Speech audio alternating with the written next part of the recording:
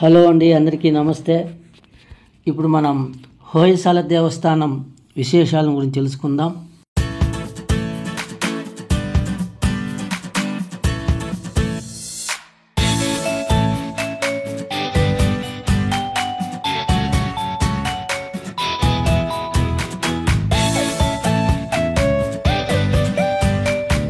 ఈ హొయసాల దేవస్థానం కర్ణాటక రాష్ట్రంలోని హళేబీడులో ఉంది. ఆనాటి హొయసాల సామ్రాజ్యానికి హళేబీడు రాజధానిగా ఉండేది. బెంగళూరు నుండి సుమారు 210 కిలోమీటర్లు, 4 గంటల ప్రయాణం ఉంటుంది ఇక్కడ చేరుకోవాలంటే. బేలూరు నుండి 16 కిలోమీటర్లు, హసన్ నుండి 30 కిలోమీటర్లు, మైసూరు నుండి 150 కిలోమీటర్ల దూరంలో ఈ హళేబీడు పట్టణం ఉంటుంది.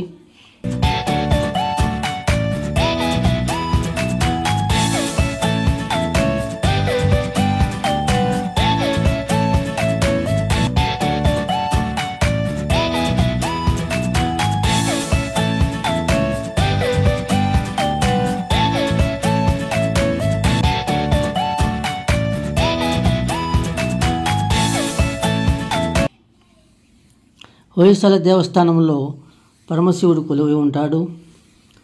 ఈ దేవస్థానాన్ని 12వ శతాబ్దంలో హొయసాల సామ్రాజ్య రాజు విష్ణువర్ధన పాలన కాలంలో నిర్మించబడింది. అద్భుతమైన శిల్పకళా నైపుణ్యాలకు నిలయం ఈ దేవాలయం.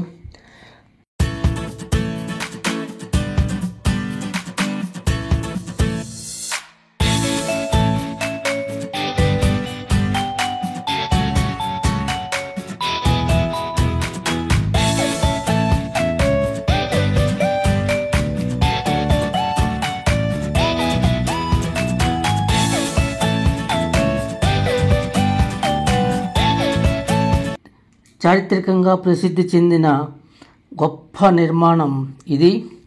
భారతీయ శిల్పకళా సంపదకు ప్రత్యక్ష నిదర్శనంగా అలరారుతున్నది. అప్పటి సమకాలీన సంఘటనలు సజీవంగా శిల్పాలుగా మలిచిన తీరు అబ్బురపరుస్తుంది. రామాయణం, మహాభారతం, భాగవత పురాణాలలోని సందర్భాలను, సంఘటనలను శిలలపై ఆవిష్కరించిన తీరు ఇక్కడ మనం చూడవచ్చు.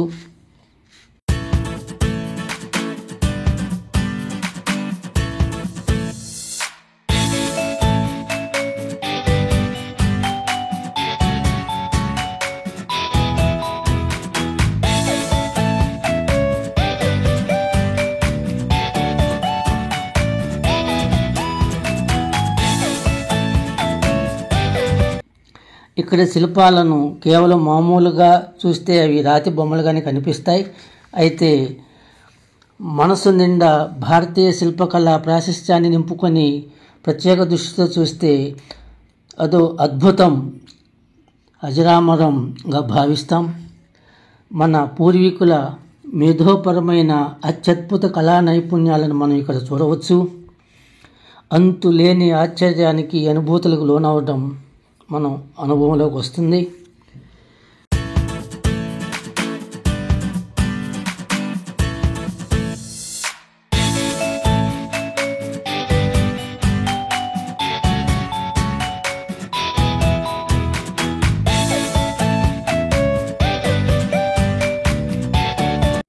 ఆనాడు ప్రతి చిన్న సంఘటనలను సూక్ష్మమైన శిల్పాలుగా మలిచిన తీరు నా భూతో నా భవిష్యత్ అని చెప్పవచ్చు. నాటి శిల్పులు వాడిన పనిముట్లు ఎవరు తయారు చేశారు, వారు ఉపయోగించిన ఖచ్చితమైన కొలతలు ఏ శాస్త్ర సాంకేతిక శాస్త్రాలు అభ్యసిస్తే అలవడ్డాయో ఊహించుకుంటే సంభ్రమాశ్చర్యాలకు లోనవుతాము. కొన్ని వందల సంవత్సరాల క్రితమే అత్యంత ప్రామాణికమైన, నిబద్ధతతో కూడిన ఖచ్చితమైన కొలతలు, శాస్త్ర సాంకేతికత ఎక్కడి నుండి మన వాళ్లకు అలవడిందో ఊహించాలంటేనే అదొక విధంగా ఉంటుంది.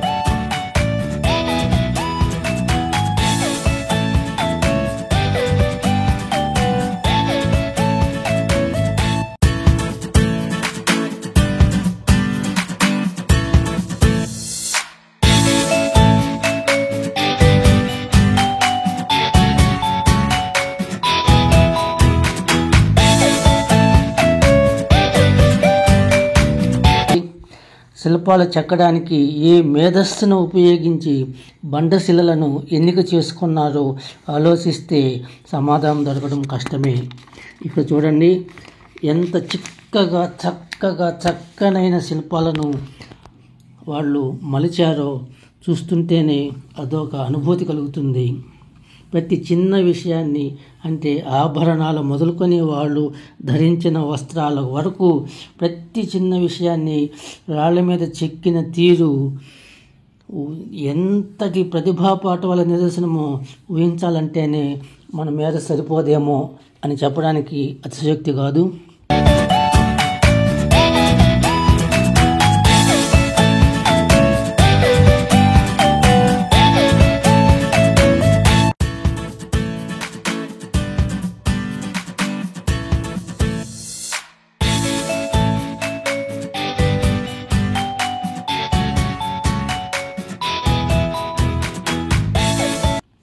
హొయసాల్ టెంపుల్ శైవ మతాచారం ప్రకారం నిర్మితమైనట్లు తెలుస్తుంది. అక్కడక్కడ వైష్ణవ సంప్రదాయం కూడా మనకు కనిపిస్తుంది.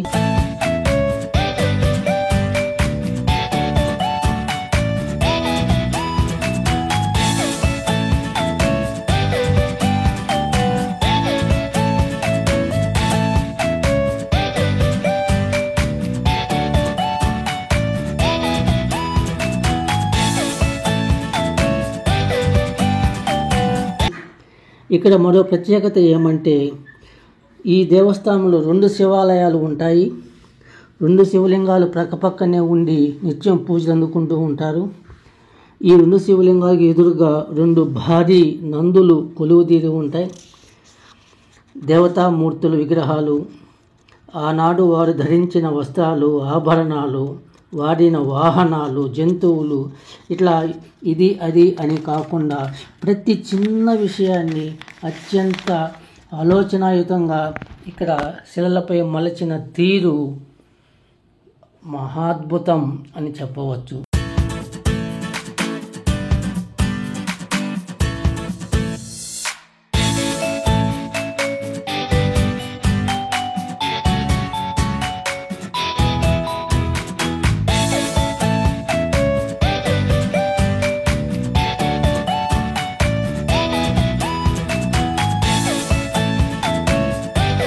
ఇక చూడండి ఈ శిల్పాలు ఎలా ఉన్నాయో, అక్కడ దేవతామూర్తుల భంగిమలు చూడండి ఎలా ఉన్నాయో, వాళ్ళ ఆభరణాలు, వాళ్ళు ధరించిన తీరు, ఆనాడు వాళ్ళ యొక్క జీవన స్థితిగతులు, ప్రమాణాలు, పద్ధతులు ఎలా ఉన్నాయో సజీవంగా ఇప్పటికీ మనం అక్కడ చూడవచ్చు.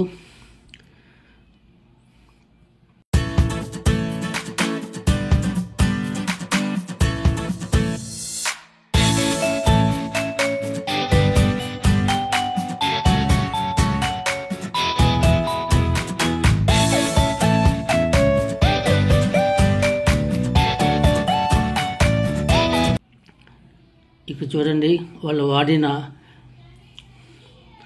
సంగీత పరికరాలైతేనేమి, ఆయుధాలైతేనేమి ఎలా ఉన్నాయి అన్నది ఇప్పుడు మనం తెలుసుకోవచ్చు. ఆభరణాలలో సన్నని పూసలు ఎలా ఉంటాయి, అమర్చి ఉంటాయి అన్న దానిని కూడా రాతిపేద మలిచాడంటే వాళ్ళ కళా నైపుణ్యాన్ని ఏ విధంగా మనం అంచనా వేయగలం? మహాద్భుతం. దేవతామూర్తుల విగ్రహాలైతే సజీవంగా ఉన్నట్లుగానే మనం అక్కడ చూస్తాం. అక్కడ చూడండి,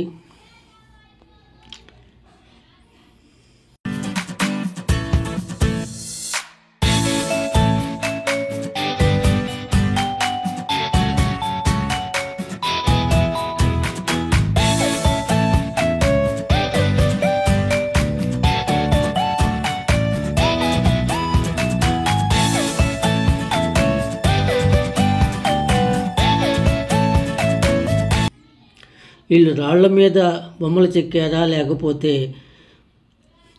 ఇప్పుడు మాదిరిగా ఏదైనా బొమ్మలు తేలిగ్గా వేశారా అన్నట్లుగా తెలుస్తుంది. పెద్ద పెద్ద రాతి శిల్పాలు ఎంత ఎత్తు ఉంటాయంటే చాలా ఎత్తు ఉంటాయి. ఆ రాతి శిల్పాలు పైభాగాన, అంటే ఇప్పుడైతే మనం సీలింగ్ అంటాం, అక్కడ ఎలా మలిచారు అని ఊహించుకుంటే నిజంగా రోమాలు లెక్కపరుచుకుంటాయి.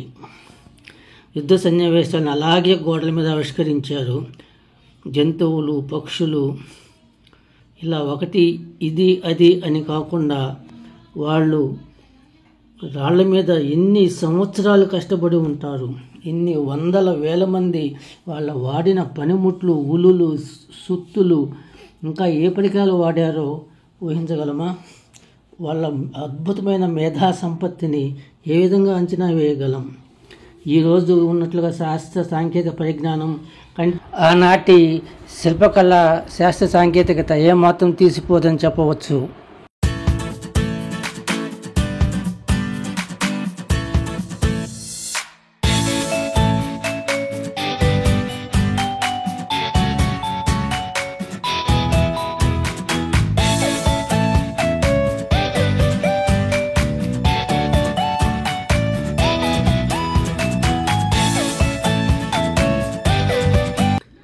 శిలలు, బండలు ఎక్కడి నుంచి తీసుకొచ్చారు, వాటి ప్రమాణాన్ని, నాణ్యతను ఎలా అంచనా వేశారు, వాటిని సుదూర ప్రాంతాల నుంచి ఎలా తరలించారు, ఎన్ని వేల మంది శ్రమించారు, ప్రతిదీ ఖచ్చితమైన కొలతలతో కఠినమైన బండ శిలలపై ఎంత సున్నితంగా మలిచారో ఊహించుకుంటే అద్భుతమే కదా.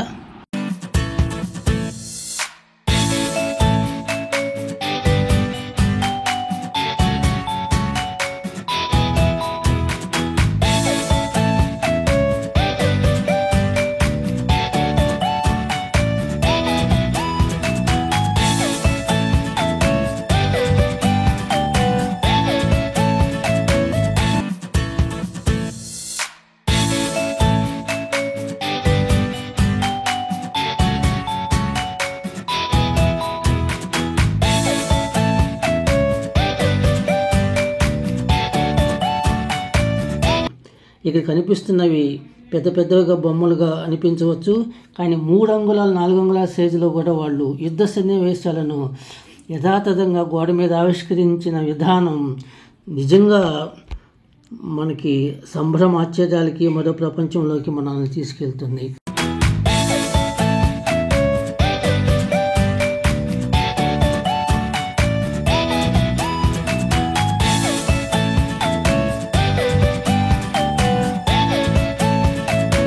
ఇక్కడ మనం చూస్తున్నది దేవస్థానం లోపలి భాగం. ఆ స్తంభాలు చూడండి ఎంత నాజూగ్గా ఉన్నాయో. ఇది పైన సీలింగు. ఆ సీలింగ్ పైన కనీసం 30 అడుగులు ఎత్తు ఉంటుంది. తల పైకెత్తి చూడాలి. అక్కడ అంత పెద్ద బండలను ఎలా అమర్చారో ఊహించుకుంటే ఆహా ఓహో అనుకోవాల్సిందే.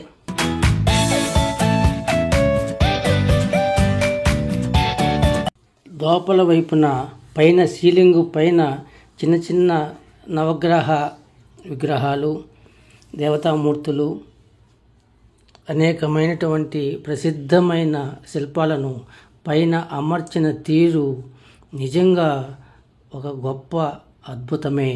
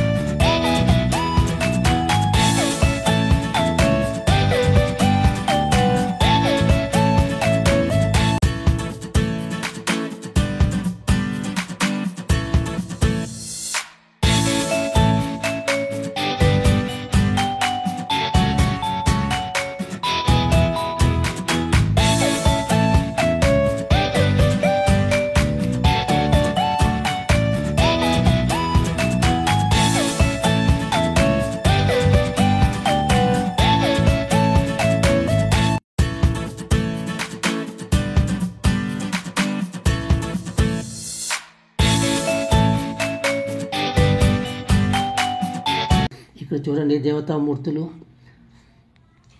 ఎక్కడ సందు లేకుండా చిక్కగా శిలలను మలిచిన తీరు నిజంగా మనల్ని మన భారతీయ కళలు, శిల్పకళ నైపుణ్యం మీద మనకి అపారమైన గౌరవ ప్రపత్తులను కలిగిస్తాయి.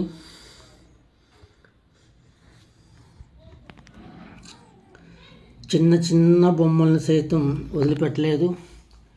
ఎన్ని వందల సంవత్సరాలు పనిచేసి ఉంటారో, ఎన్ని వందల వేల మంది కృషి ఈ సజీవ శిల్పాల వెనుక ఉందో అనుకున్నప్పుడు రోమాలు నిక్కపొడుచుకుంటాయి.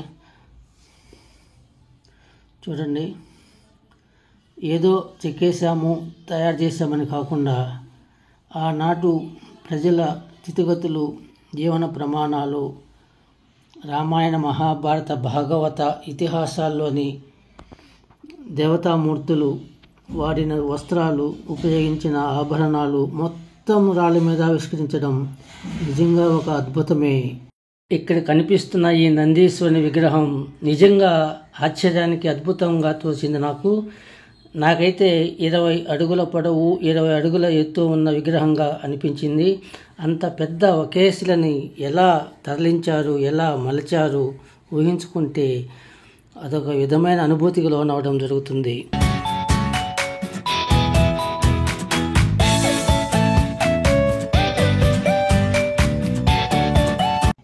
కాదనడానికి లేదు కదా. నాట్య భంగిమలు, నెమలి చూడండి, వాళ్ళ అమరిక ఎలా ఉందో చూడండి, ఎంత ఖచ్చితమైన కొలతలతో అమర్చారో చూడండి. ప్రతి చిన్న విషయాన్ని వాళ్ళు అత్యంత జాగరూకతతో మలిచారని తెలుసుకోవచ్చు.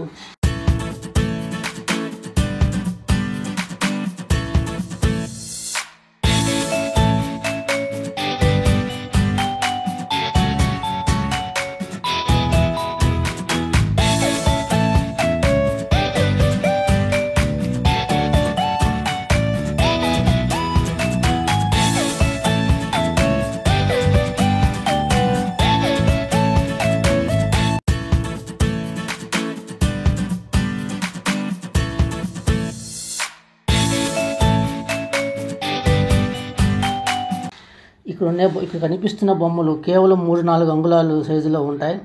ఇది జూమ్ చేసాము కాబట్టి ఆ మాత్రం కనిపిస్తున్నాయి.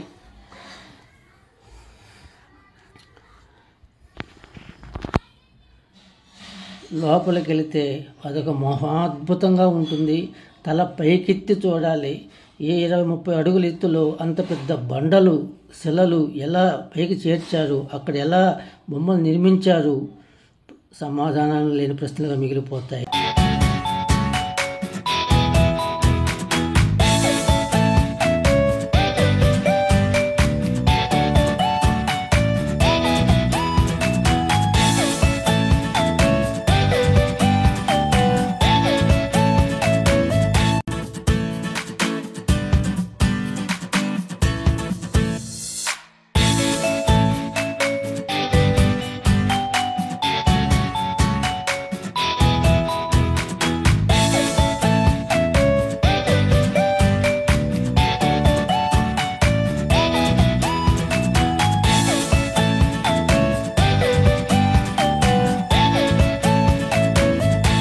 ఎందుకంటే ఆ శాస్త్ర సాంకేతికత, అద్భుత కళా నైపుణ్యం తెలుసుకోవడం చాలా కష్టమే.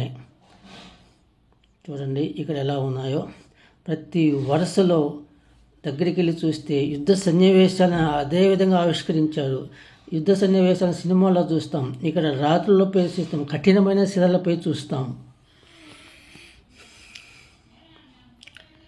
అంత పెద్ద బండలు ఎక్కడి నుంచి తీసుకొచ్చారు, ఆ బండలను ఎంపిక చేసుకునేందుకు ఉపయోగించిన సాంకేతికత ఎలాంటిది, మన భారతీయ శిల్పకళా సంపద, మన మేధావులు, మహాశిల్పులు, మన దేశ సంపదగా ఆ రోజు ఉండింది.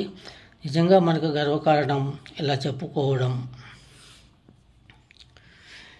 ఈ దేవస్థానాన్ని ముందు నుండి ఒక వరుస తిరిగి రావడానికి కనీసం 5 నిమిషాలు పడుతుంది. అంత విశాలంగా ఉంటాయి ఈ గుళ్ళు.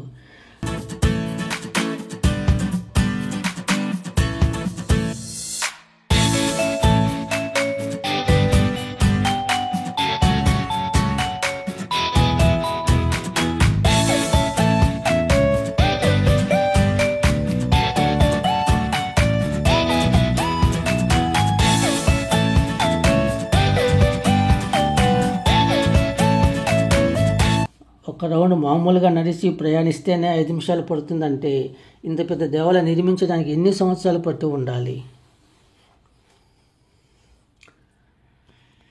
కొన్ని యుద్ధాల కారణంగా అక్కడక్కడ ఈ శిల్పాలకు కొంత నష్టం జరిగినట్లుగా చూడవచ్చు. ఇక చూస్తూ ఉంటే అలాగే చూస్తూ ఉండిపోవాలనిపిస్తుంది. ఒక ప్రత్యేక దృష్టికోణంతో చూడాలి ఆ సంపదను, ఆ శిల్పకళ నైపుణ్యాలను, మన పూర్వీకుల మేధస్సును ఊహించుకుంటూ అక్కడ చూస్తే అదో లోకంలో తన్మయత్నం చెందుతాం. ఆ చిక్కదనం, ఆ చక్కనిదనం, శిల్పాలపై చెక్కిన వాళ్ళ హస్తలాఘవం ఎంత చెప్పినా తక్కువే.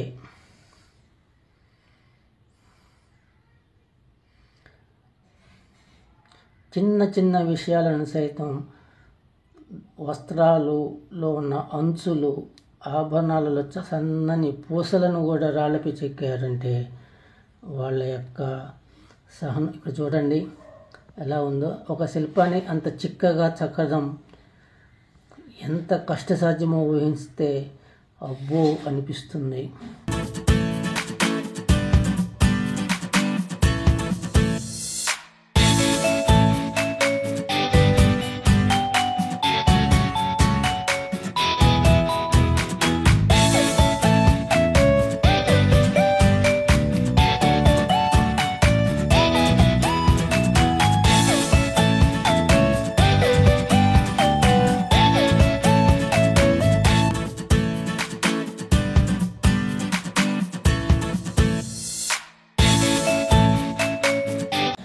చూడండి, ఒకే శిల్పం మీద ఆ విధంగా చెక్కడం అనేది ఎంతటి నైపుణ్యానికి నిదర్శనమో ఊహించుకోవచ్చు.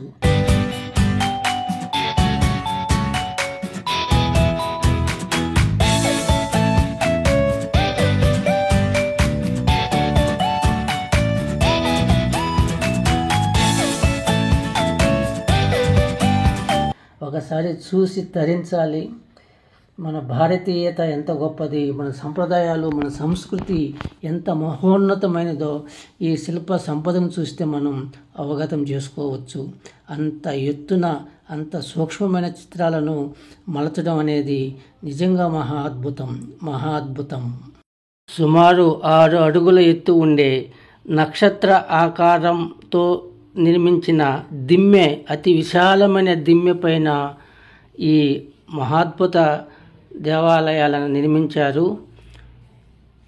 ఇలాంటి మహాద్భుతమైనటువంటి కట్టడాలను, నిర్మాణాలను మనం కాపాడుకోవాలి. మన భావి తరాల వారికి అందజేయాలి. మన భారతీయ సనాతన గొప్పతనాన్ని, శిల్ప చాతుర్యాన్ని, మన పూర్వీకుల మేధో సంపత్తిని భావితరాలకు మనం అందించాలి. వాళ్ళ స్ఫూర్తితో మన భావితరాలు ముందుకెళ్ళాలి.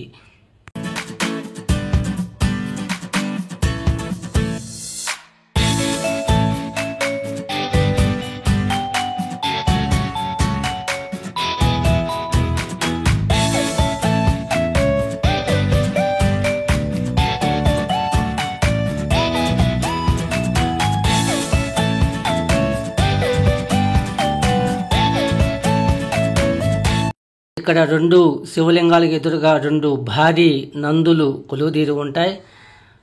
నాకైతే అనిపించింది 20 అడుగుల పొడవు, 20 అడుగుల ఎత్తుతో ఉండే ఒకే శిలపై నందీశ్వరులను మలిచారా అనిపించింది. అంత పెద్ద శిలలను ఎలా ఎన్నిక చేశారు, వాటి మన్నికను ఎలా కొలత వేశారు, అంచనా వేశారు, వాటి మీద ఆ ఆభరణాలు చూడండి ఎంత దూరం నుంచి తరలించారు, ఎలా వాటిని నందీశ్వరులుగా మలిచారు అని ప్రశ్నించుకుంటే నా రోమాలు నిక్కబొడుచుకున్నాయి. నిజంగా మన పూర్వీకులు అంత గొప్పవారా, అంత మేధాపన సంపత్తులు అనుకుంటే నిజంగా నోట మాట రాలేదు. మహాద్భుతం, చాలా గొప్ప విశేషాలు ఇక్కడ మనం చూడవచ్చు. ఇలాంటి మన భారతీయ శిల్ప సంపదను, మన భారతీయత గొప్పతనాన్ని మనం బాధ్యతగా మన భావితరాల వాళ్ళకి అందించాలి. మన పెద్దల పూర్వీకులను స్ఫూర్తిగా తీసుకొని మరింత ముందుకి మనం వెళ్ళాల్సి ఉంటుంది అని నాకు అనిపించింది.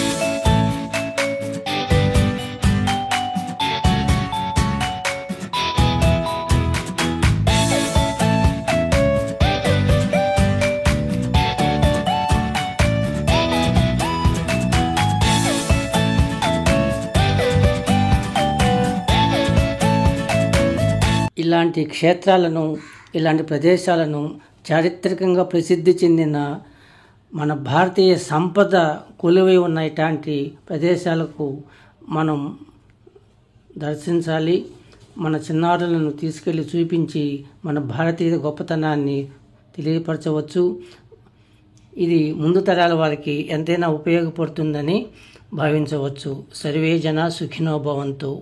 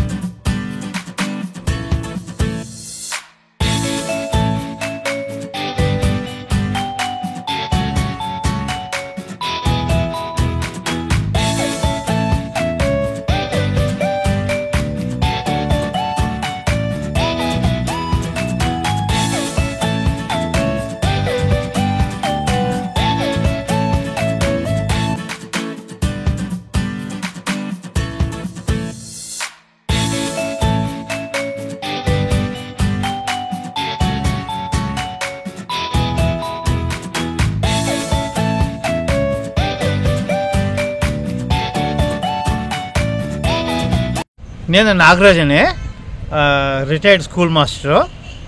ఇది హళేబీడు అని జాగము. ఇది ఆర్కికల్ డిపార్ట్మెంట్లో బాగా చేసినారు. ఇది పాత శిలాల్లో చేసిండేది. స్ట్రక్చర్ వెరీ క్యూట్గా ఉంది. ఓల్డెన్ డేస్లో there was no technology, there was no even cameras, there were no any mechanisms and other. Only they use to script by the hand. So it has come so beautiful and we enjoy it.